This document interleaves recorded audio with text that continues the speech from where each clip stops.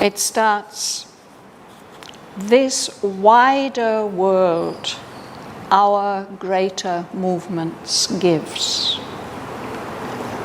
So this wider world, this is the world of greater life, which Sri Aurobindo is describing now.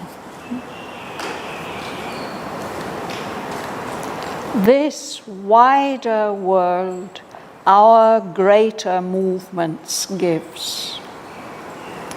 Its strong formations build our growing selves. Its creatures are our brighter replicas, complete the types we only initiate, and are securely what we strive to be. As if thought out eternal characters, entire, not pulled as we by contrary tides. They follow the unseen leader in the heart. Their lives obey the inner nature's law. There is kept grandeur's store, the hero's mold. The soul is the watchful builder of its fate. None is a spirit indifferent and inert. They choose their side. They see the God they adore. A battle is joined between the true and false. A pilgrimage sets out to the divine light. For even ignorance there aspires to know and shines with the luster of a distant star. There is a knowledge in the heart of sleep, and nature comes to them as a conscious force. An ideal is their leader and their king, aspiring to the monarchy of the sun. They call in truth for their high government. Hold her incarnate in their daily acts and fill their thoughts with her inspired voice and shape their lives into her breathing form, till in her sun-gold Godhead they too share. Or to the truth of darkness they subscribe, whether for heaven or hell they must wage war. Warriors of good, they serve a shining cause, or are evil soldiers in the pay of sin.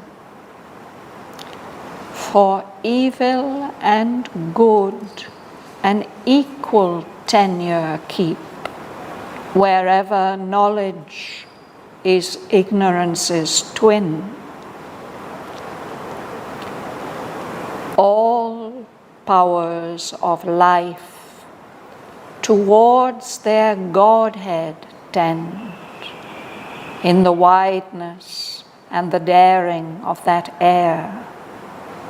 Each builds its temple and expands its cult, and sin too there is a divinity. Affirming the beauty and splendor of her law, she claims life as her natural domain, assumes the world's throne, or dons the papal robe. Her worshippers proclaim her sacred right. A red tiaraed falsehood they revere, worship the shadow of a crooked God, admit the black idea that twists the brain, or lie with the harlot power that slays the soul.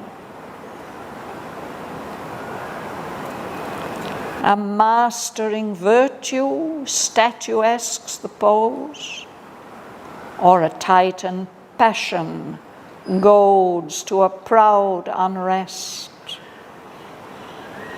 At wisdom's altar they are kings and priests, or their life a sacrifice to an idol of power. Or beauty shines on them like a wandering star, too far to reach, passionate, they follow her light. In art and life, they catch the all-beautiful's ray and make the world their radiant treasure house. Even common figures are with marvel robed. A charm and greatness locked in every hour awakes the joy which sleeps in all things made. A mighty victory or a mighty fall, a throne in heaven or a pit in hell. The dual energy they have justified and marked their souls with her tremendous seal. Whatever fate may do to them, they have earned. Something they have done, something they have been. They live.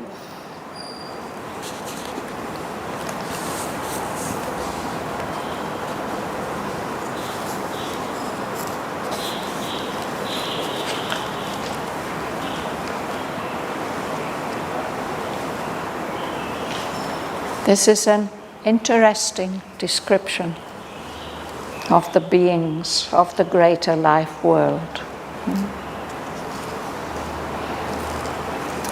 In the previous canto, we read about the little life, and there were many small beings, some of them very mean and mischievous and nasty, doing all kinds of tricks.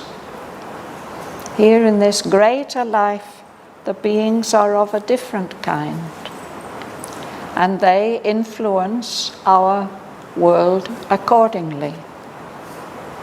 That world, that wider world, gives our world its greater movements. There are beings in our world, human beings, who have that element of greatness in them, whether it's greatness for good or greatness for destruction.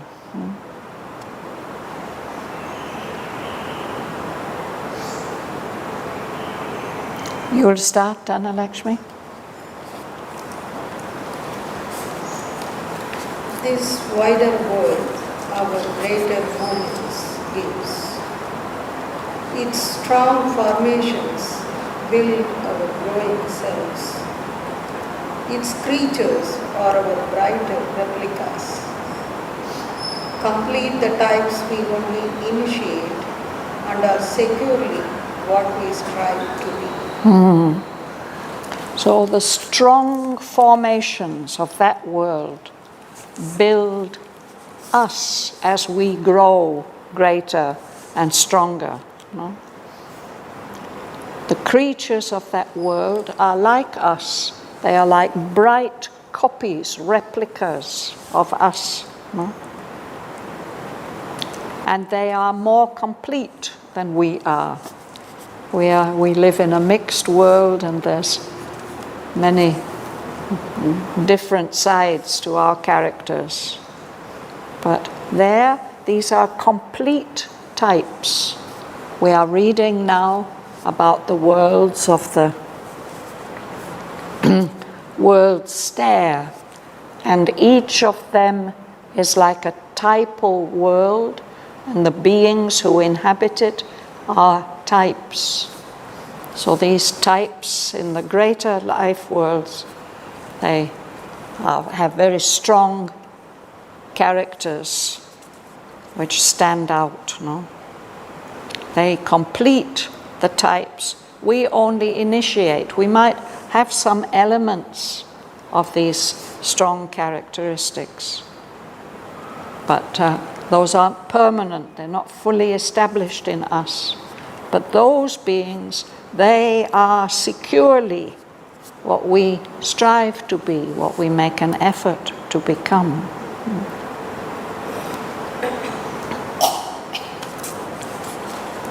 As if thought out eternal great characters, entire, not pulled as we by contrary tides. They follow the unseen leader in the heart.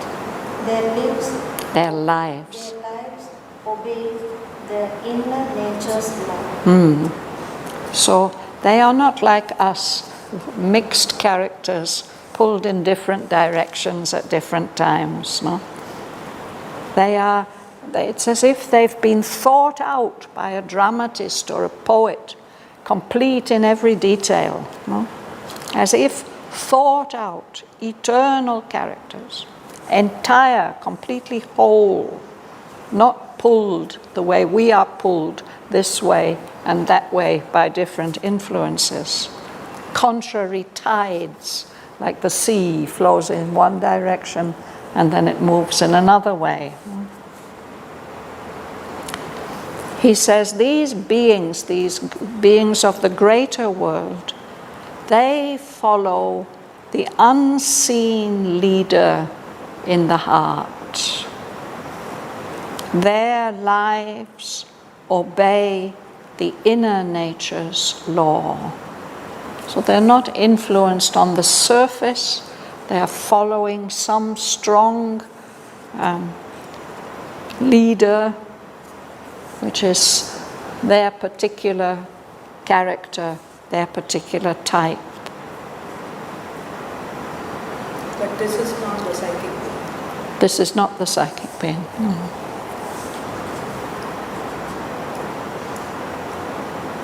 Joel. There is kept grandeur store, the hero's mold. The soul is the watchful builder of its fate. None is a spirit indifferent and inert. They choose their side. They see the God they adore. So grandeur. This is a special characteristic which we don't see so much in human beings, and which we certainly don't value as it used to be valued. Nowadays we seem to want everybody to be more or less like the common man. But these powerful characters, heroes even, the mold of the hero, he says, comes from that world. And there in that world, it's like the soul is the watchful builder of its fate. It's conscious, it follows those inner indications. None of them is a spirit indifferent and inert. Doesn't care, really. They have strong characters. And they choose their side. They see the God they adore. There are different possibilities of great models that they can worship. But they choose which one they're following, and then they are loyal and go on following that. Ganga Lakshmi.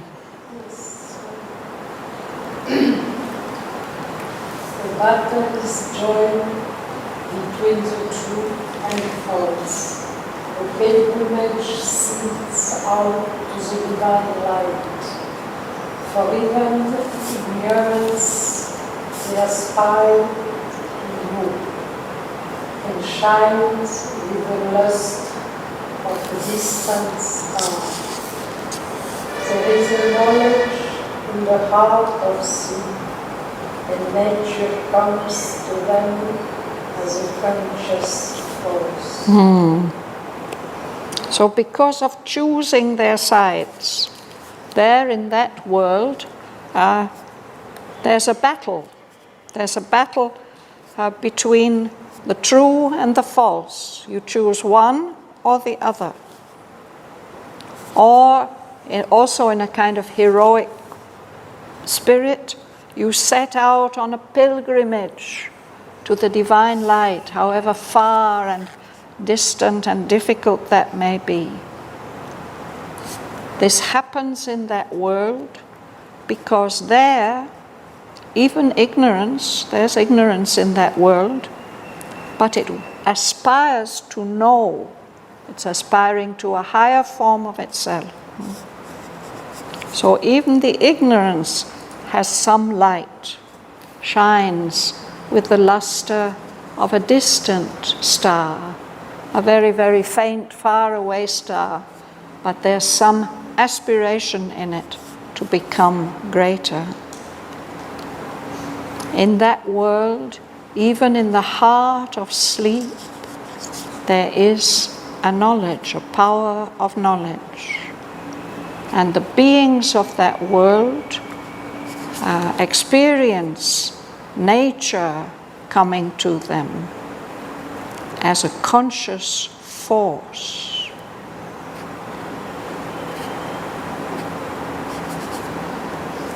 Sarojini?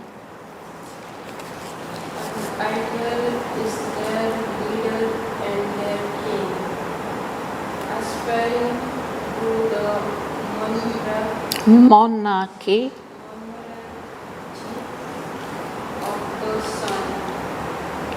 They call in truth for their high government, hold her impregnate in their daily act, and find fill their thoughts with her inspired voice, and set their lives into her breathing form.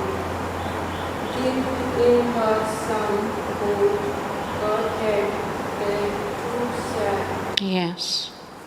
So in that world, the beings take an ideal as their leader and their king.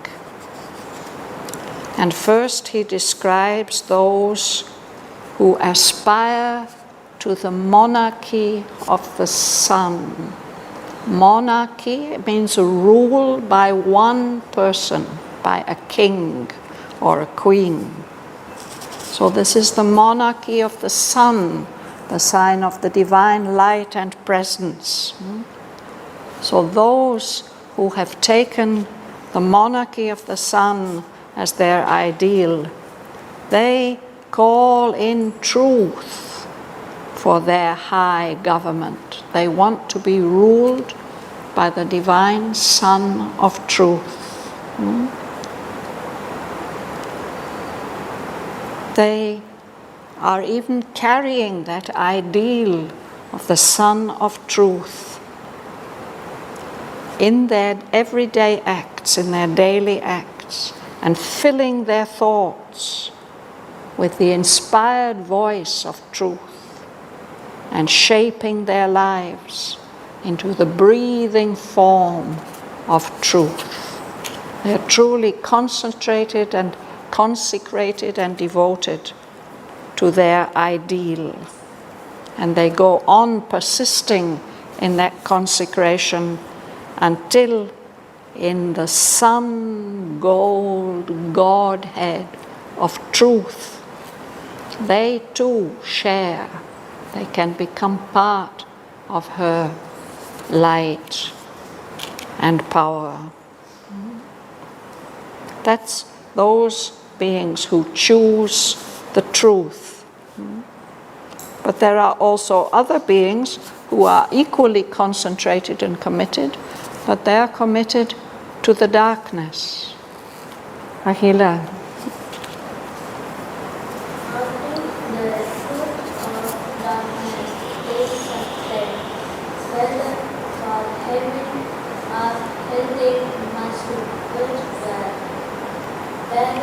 When it is of good, they serve a shining case.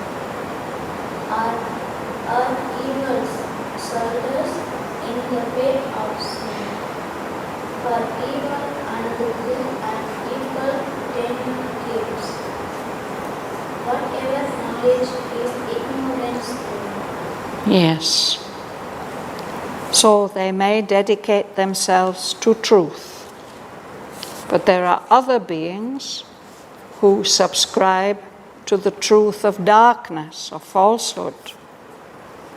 But in that world, the beings, they must choose their side. They must wage war. They must fight for what they represent, what they believe, whether it's for heaven or for hell. If they are fighting for heaven, they become warriors of good, and they serve a shining cause. But they may equally well be evil soldiers, serving the mother of falsehood.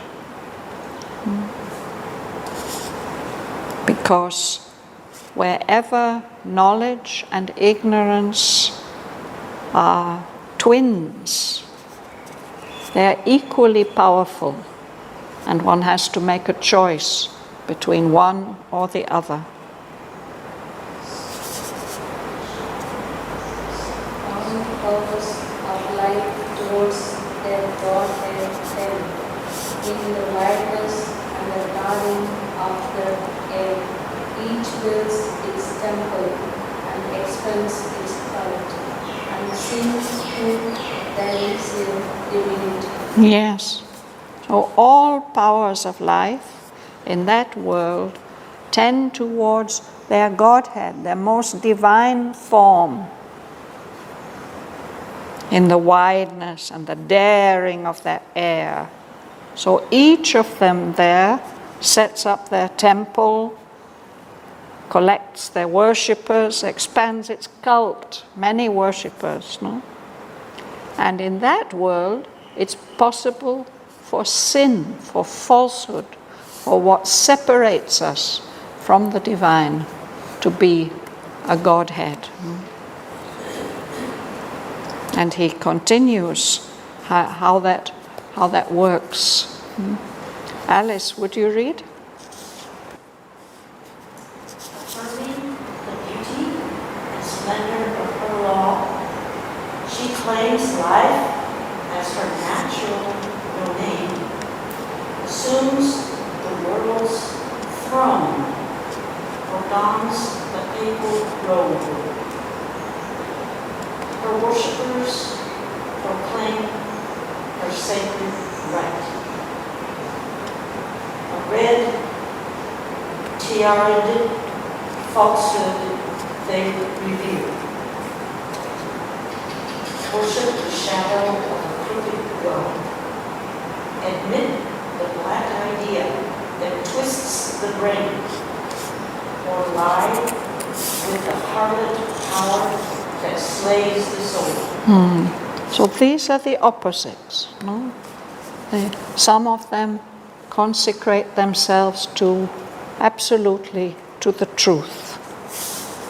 But others worship the Godhead of sin.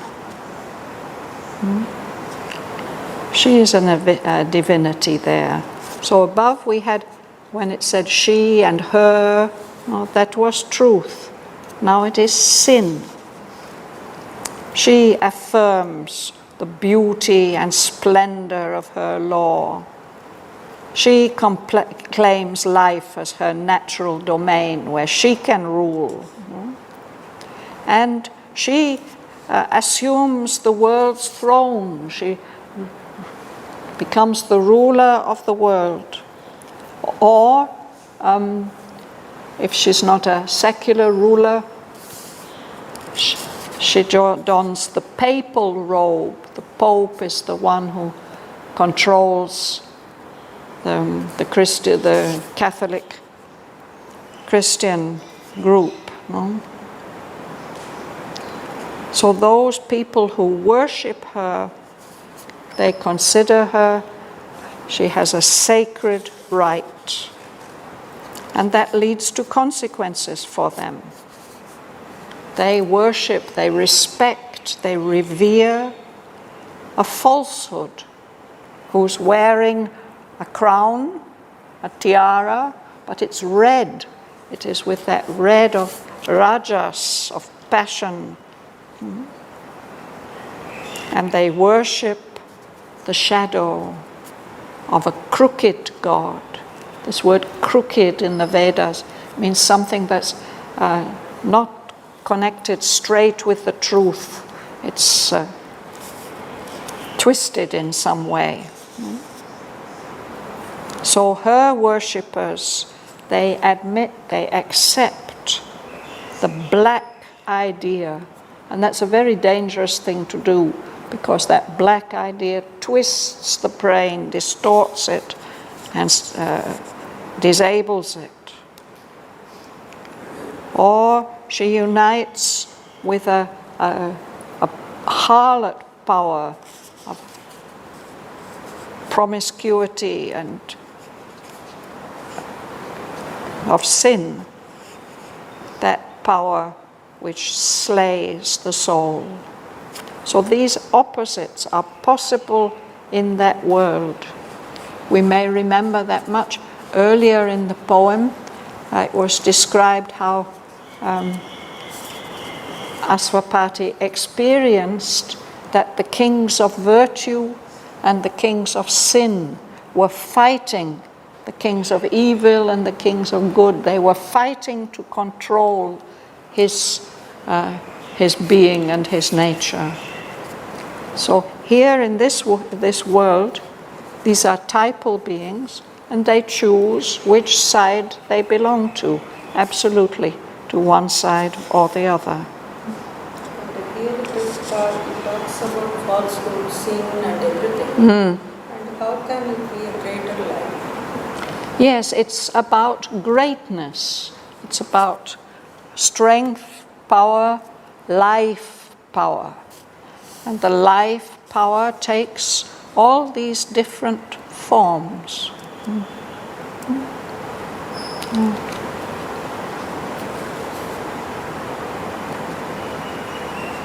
And we see them reflected, but in a much weaker, diminished way here in our world. But here too we see Asuric beings and Rajasic beings.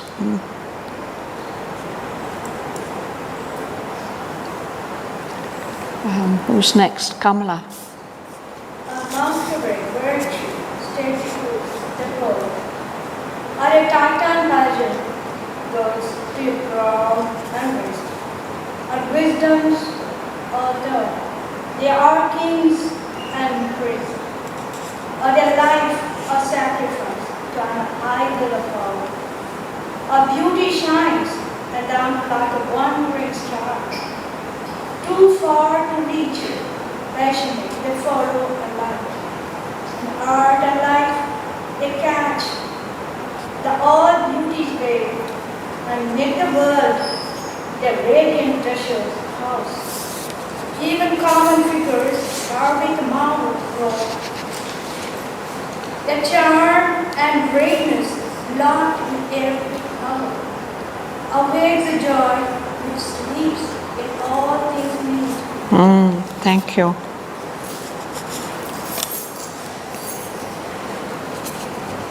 So again, he's describing the alternatives, the opposites. Either they put on a great pose, like a grandiose statue of virtue, of righteousness, of goodness.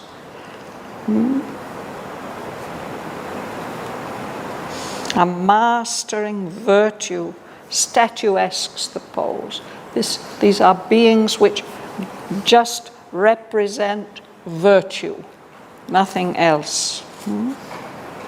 Or just the opposite, instead of this statuesque pose, there's this proud unrest of Titan passion, never satisfied, always uneasy, always wanting more and more. Or in the same way, they may make wisdom their ideal. They become kings and priests, worshipping wisdom. Or others worship power. They make their life a sacrifice to an idol of power, an image of power. And others dedicate themselves to beauty. Beauty shines on them like a wandering star, as if their ideal is moving and shifting around. She's too far to reach, but with passion and intensity, they follow that guiding light of beauty. They do it in art and in life. They are searching for that ray of light of the all-beautiful. And they collect rays of that light and make the world their radiant treasure house. They collected all these beautiful things. There, even common figures, just ordinary things, are robed with marvel, the marvel that beauty gives.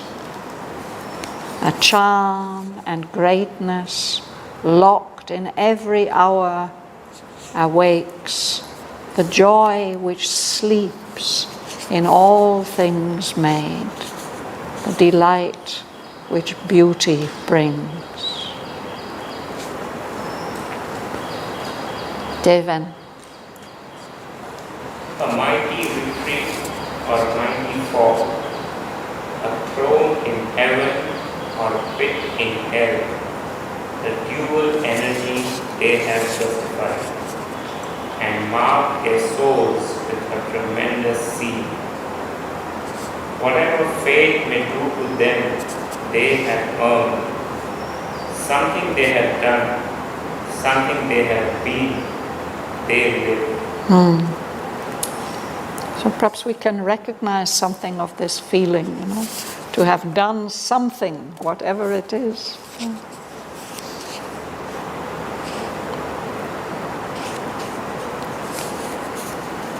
So that completes that particular little passage. Now he starts on a new theme, phenomena. Their matter here. Line 470. Soul's present and not its past. In a contrary balance to earth's truth of things, the past weighs less, the subtle counts for more. On inner values hangs the outer plan. So this is another distinguishing characteristic of this world, that it's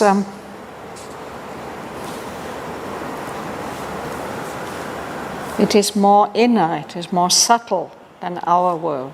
Matter is the result of soul, not the cause of soul.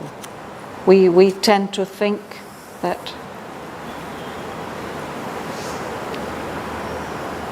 we are material beings, and we have lives and minds, and we have souls as well. But here it's the other way round, that matter can only exist as an expression of soul. There, things are in an opposite balance to the way things are in our earth. earth's truth of things. There, what is heavy for us, the gross matter, solid matter, weighs less there. And what is subtle and fine counts for more. The whole plan of that world depends on inner values. Alexander, would you read?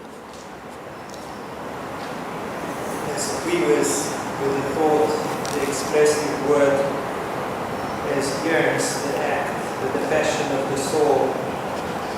This world's apparent sensible design looks vibrant back to Savitri mind. Thank you.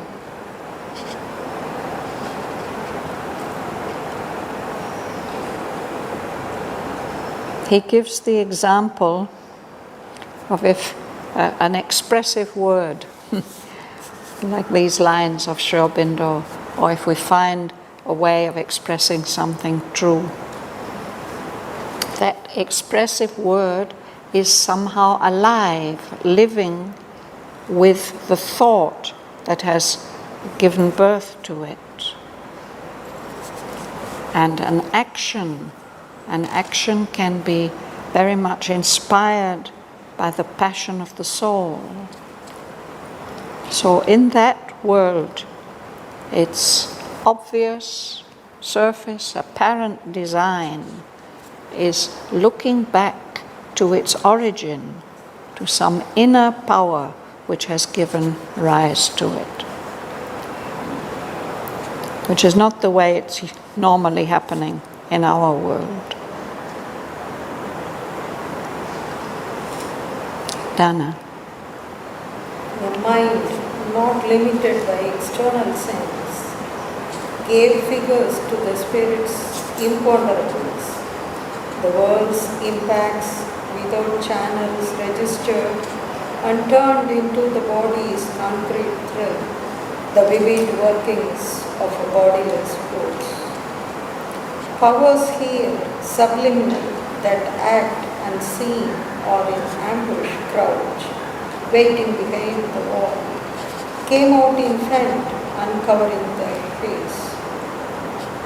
The occult grew there overt, the obvious kept a covert turn and shouldered the unknown. The unseen was felt and jostled visible shapes. Yes. Our minds are dependent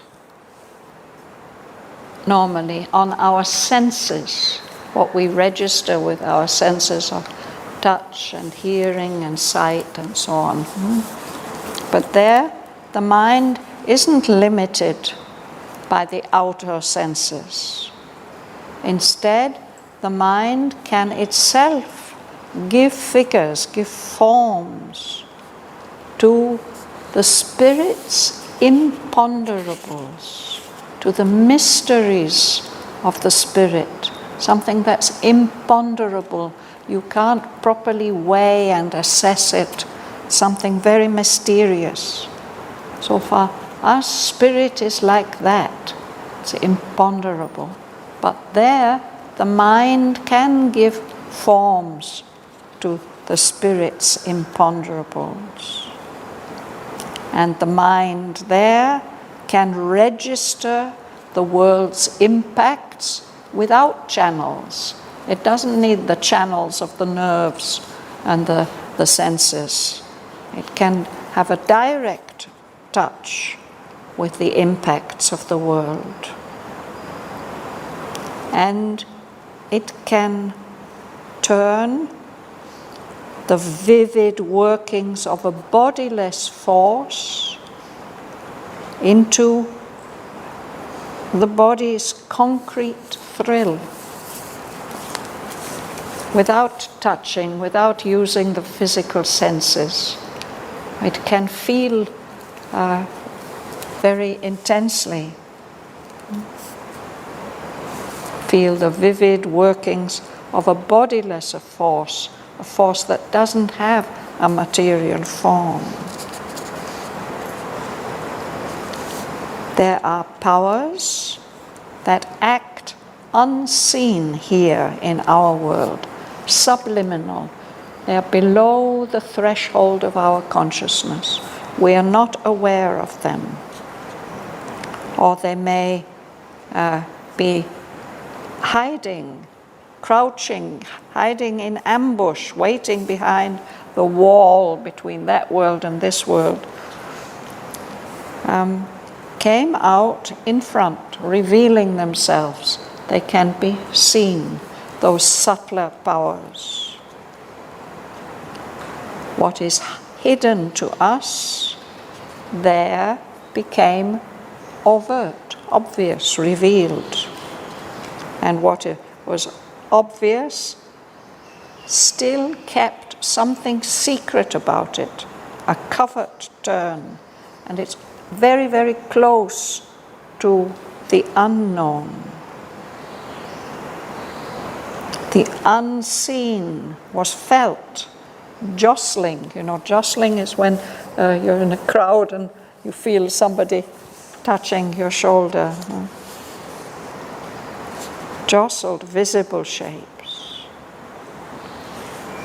So there are many ways in which that world of greater life, it's the life force that is dominant there, not matter, not mind either. So matter and mind have to follow the lead of the life force. Shall we read just a little further? Go back to the beginning.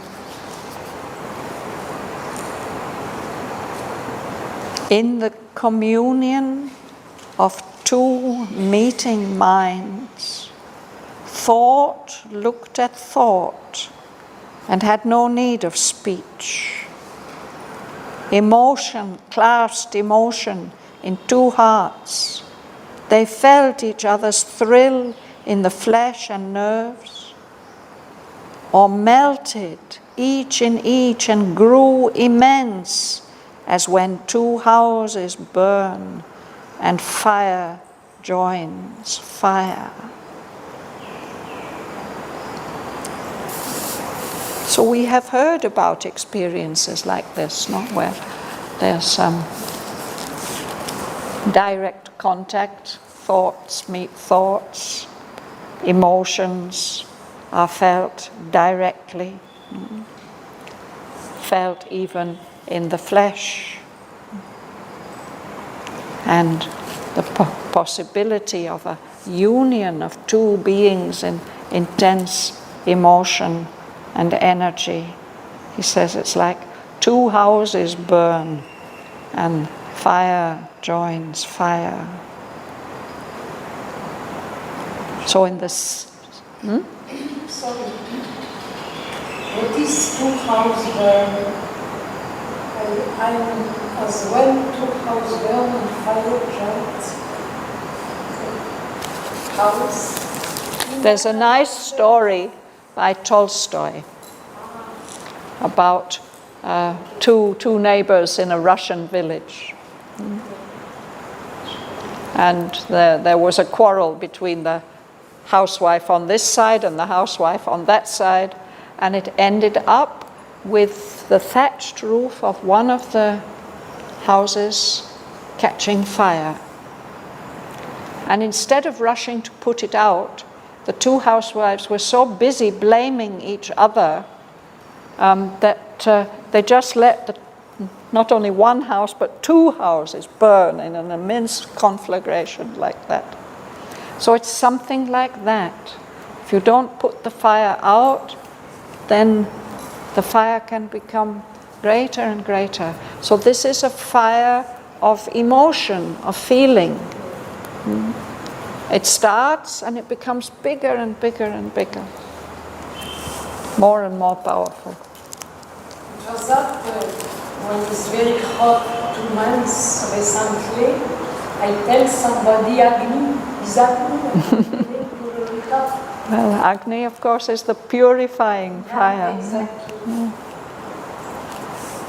But here, I think he's expressing this intensity of feeling.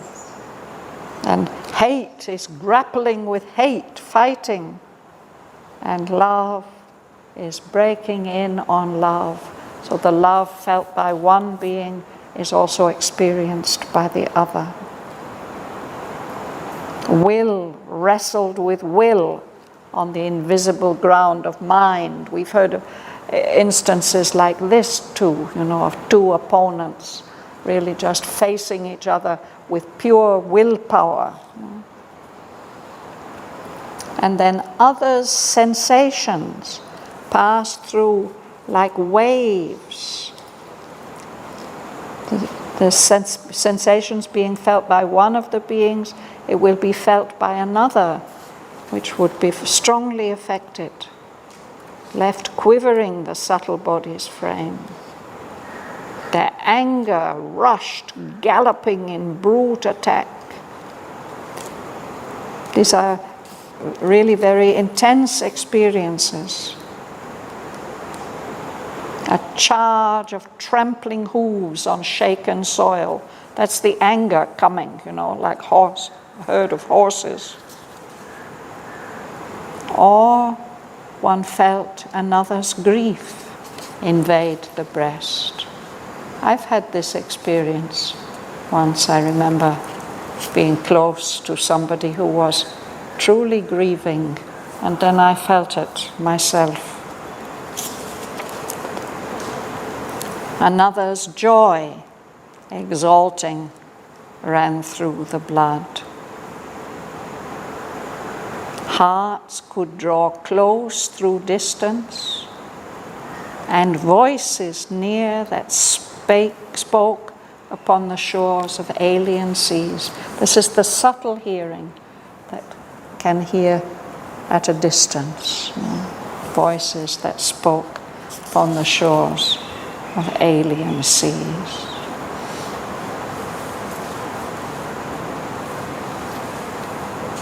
So we can stop there for today.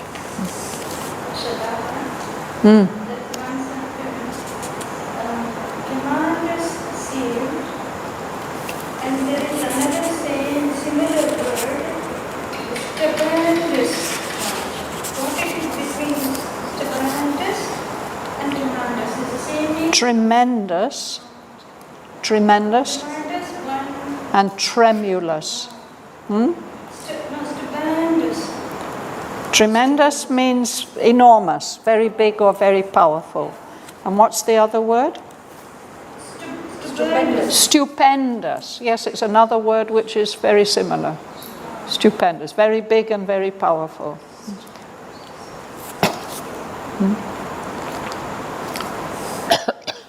When you explain your experience, I don't understand. Invade the grace, grief, some grief. You don't understand? No, I don't.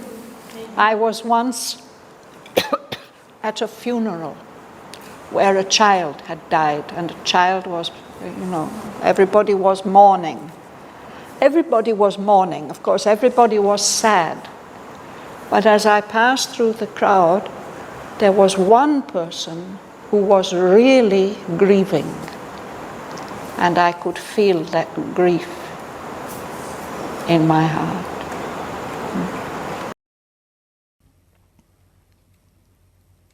This wider world our greater movements gives. Its strong formations build our growing selves. Its creatures are our brighter replicas. Complete the types we only initiate, and are securely what we strive to be. As if thought out eternal characters, entire, not pulled as we by contrary tides, guides. They follow the unseen leader in the heart. Their lives obey the inner nature's law. There is kept grandeur's store, the hero's mould. The soul is the watchful builder of its fate. None is a spirit indifferent and inert. They choose their side. They see the God they adore. A battle is joined between the true and false. A pilgrimage sets out to the divine light. For even ignorance there aspires to know, and shines with the lustre of a distant star. There is a knowledge in the heart of sleep, and nature comes to them as a conscious force. An ideal is their leader and their king. Aspiring to the monarchy of the sun, they call in truth for their high government. Hold her incarnate in their daily acts, and fill their thoughts with her inspired voice, and shape their lives into her breathing form, till in her sun-gold Godhead they too share. Or to the truth of darkness they subscribe. Whether for heaven or hell they must wage war. Warriors of good, they serve a shining cause, or are evil soldiers in the pay of sin. For evil and good an equal tenure keep, wherever knowledge is ignorance's twin.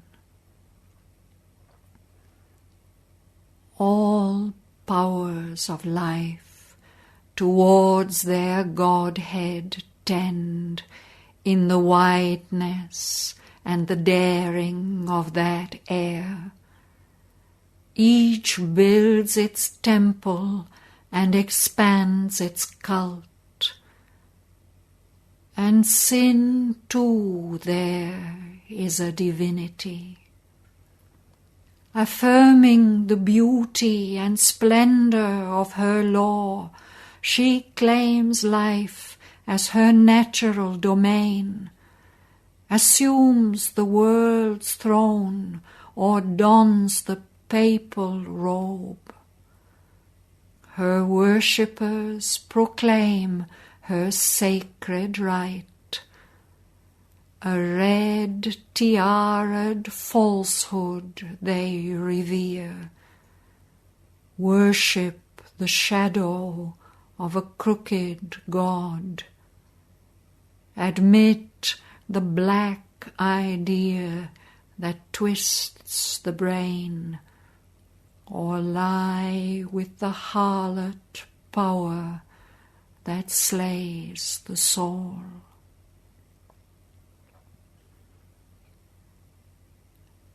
A mastering virtue statuesques the pose, or a Titan passion goads to a proud unrest.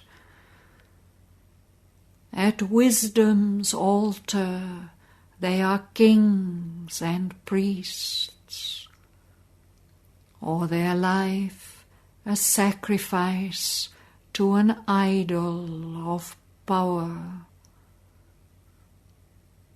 Or beauty shines on them like a wandering star, too far to reach, passionate they follow her light. In art and life they catch the all-beautiful's ray and make the world their radiant treasure house. Even common figures are with marvel robed. A charm and greatness locked in every hour awakes the joy which sleeps in all things made. A mighty victory or a mighty fall, a throne in heaven or a pit in hell.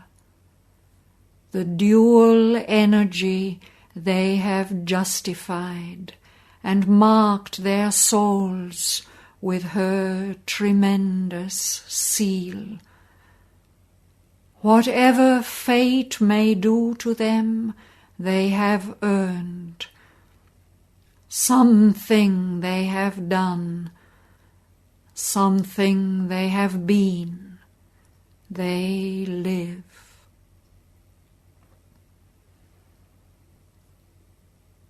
Their matter is soul's result and not its cause.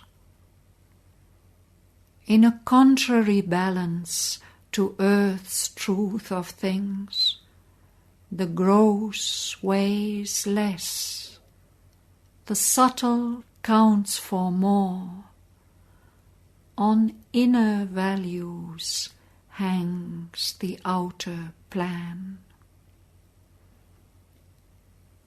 As quivers with the thought the expressive word, as yearns the act with the passion of the soul, this world's apparent sensible design looks vibrant back to some interior might. A mind not limited by external sense gave figures to the spirit's imponderables.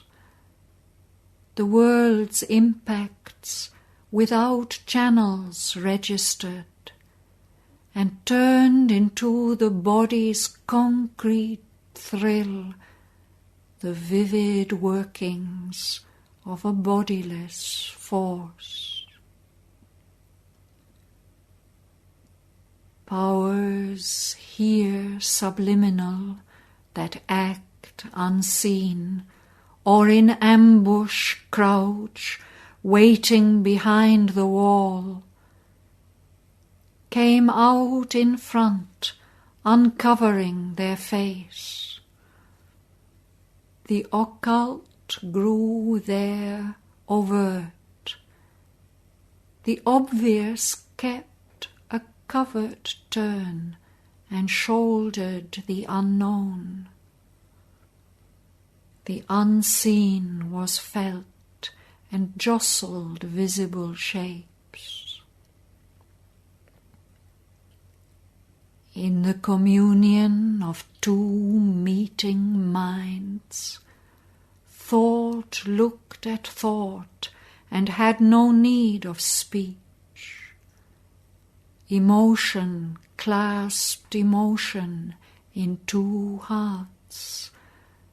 They felt each other's thrill in the flesh and nerves, or melted each in each and grew immense, as when two houses burn and fire joins fire. Hate grappled hate, and love broke in on love. Will wrestled with will on mind's invisible ground. Others' sensations, passing through like waves, left quivering the subtle body's frame. Their anger rushed galloping in brute attack, a charge of trampling hooves on shaken soil. One felt another's grief invade the breast. Another's joy exulting ran through the blood. Hearts could draw close through distance. Voices near that spoke upon the shore of alien seas.